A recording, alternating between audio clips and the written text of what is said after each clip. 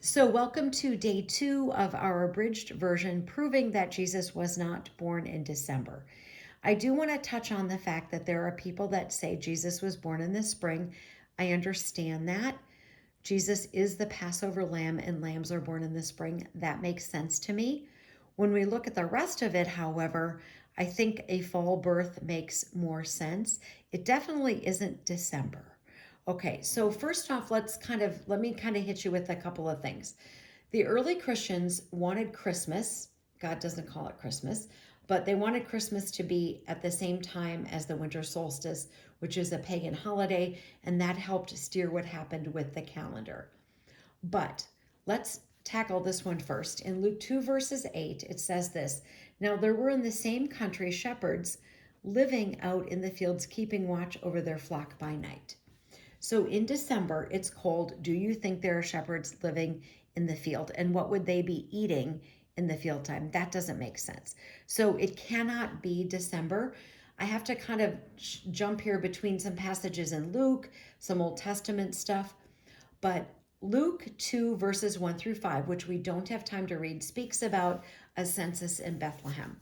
So Mary and Joseph have to return to where they're from, and it speaks about that. You know that. Then when we look at 2 Chronicles 24, verses 4 through 10, it speaks about having to pay taxes that are owed. So if Jesus was born in the spring or in the fall, how would you pay your taxes in the springtime? Nothing has been harvested. There are no crops. So when we look at a fall harvest, that makes much more sense. Crops have been harvested. You've sold what you needed to sell. You have the money. You go and you pay your taxes. So other than the Passover lamb thing, I think the rest of it leads towards a fall birth, but it definitely was not December. There's something else that we need to talk about. So remember that 3 times a year, males are required to go to Jerusalem. Passover and Pentecost are in the spring, and then Tabernacles is in the fall. And the people who make an argument for a spring birth say, we have this passage here in Luke 2:7, which says this: And she brought forth her firstborn son and wrapped him in swaddling cloths and laid him in a manger because there was no room for them in the inn. So why is there no room? What is going on in Bethlehem where Jesus was born? It's the census, it's paying taxes.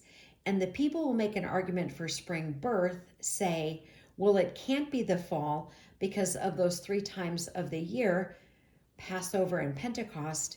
In Tabernacles, it's also called Sukkot, where they build their little shelters and they live in that. So they're saying it has to be this spring. But the part that you have to remember is that Passover and Pentecost and Tabernacles, that's all in Jerusalem. Jesus was born in Bethlehem. So we can't use the fact that Tabernacles in the fall, Sukkot, would therefore force him to be born in the spring because it's not even the same location. Does that make sense? I think that it does. Okay, I want to talk a little bit here about Zacharias. We talked about him, that he would go and do his priestly duties in Jerusalem, that we saw that it was the 8th course of Abijah. Well, God says that the first month of the year is in the spring. So if you kind of start with March, April, and you go 8 weeks out, you're looking at May, June time. Then he would return home. That would mean Elizabeth would get pregnant. And if you count the months, that has John the Baptist being born in the spring, Jesus 6 months later being in the fall. If you use that second time, that same scenario with the 8th course times 2, because you have to go twice, that puts him there November, October, our time. She's got to get pregnant. That would put John the Baptist being born in the fall and Jesus being born in the spring. Again, this is an abridged version, but I think when we look at the census, we look at the paying taxes, you could see why the rooms would be full in the fall time when they're paying their taxes, when they have to return to Bethlehem. Whew, we made it. Armor up, we ride at dawn. May God bless you as always. Have a great day.